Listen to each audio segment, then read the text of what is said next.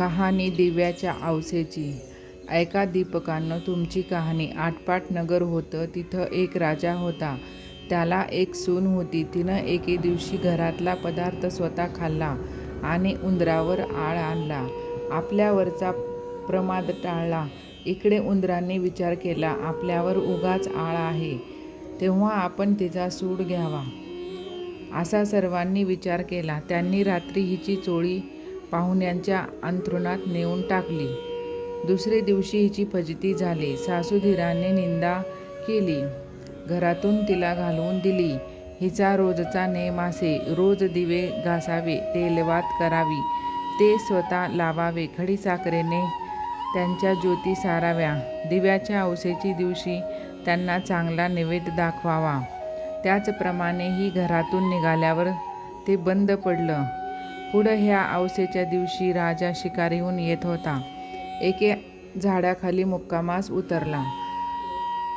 तिथं त्याच्या दृष्टीस एक चमत्कार पडला. आपले सर्व गावातले दिवे अदृश्य रूप धारण करून झाडावर येऊन बसले आहेत.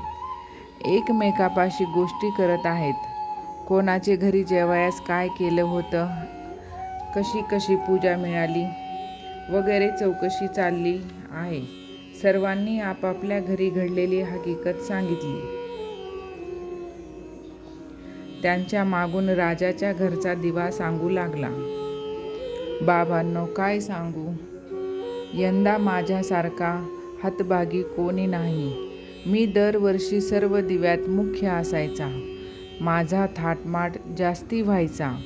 त्याला यंदा अशा विपत्तीत दिवस काढावे लागत आहेत. इतकं म्हटल्यावर त्याला सर्व दीपकांनी विचारलं, असं होण्याचं कारण काय?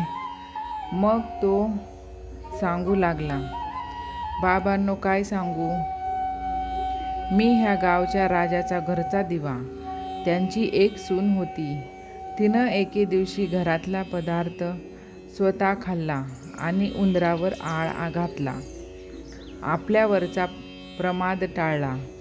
इकडे उंदरांनी विचार केला, हा आपल्यावर उगाच आळ घातला आहे, तेव्हा आपण तिचा सूड घ्यावा. असा सर्वांनी विचार केला. रात्री तिची चोळी पाहुण्यांच्या अंथरुणात नेऊन टाकली. दुसरे दिवशी तिची फजिती झाली.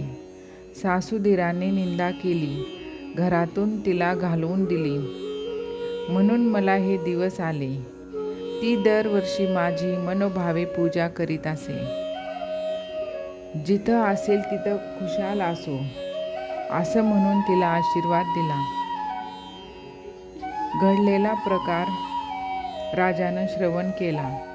आपल्या सुनेचा अपराध नाही अशी त्याची खात्री झाली. तो घरी आला. कोणी प्रत्यक्ष पाहिले आहे काय म्हणून चौकशी केली. तिला मेना पाठवून घरी आणली. झाल्या गोष्टीची क्षमा मागितली. साऱ्या घरात मुखत्यारी दिली. ती सुखानं रामराज्य करू लागली. तर जसा तिला दीपक पावला आणि तिच्यावरचा आळ टळला, तसा तुमचा आमचा टळो. ही 60 उत्तराची कहाणी. 5 उत्तरी सफूळ संपूर्ण.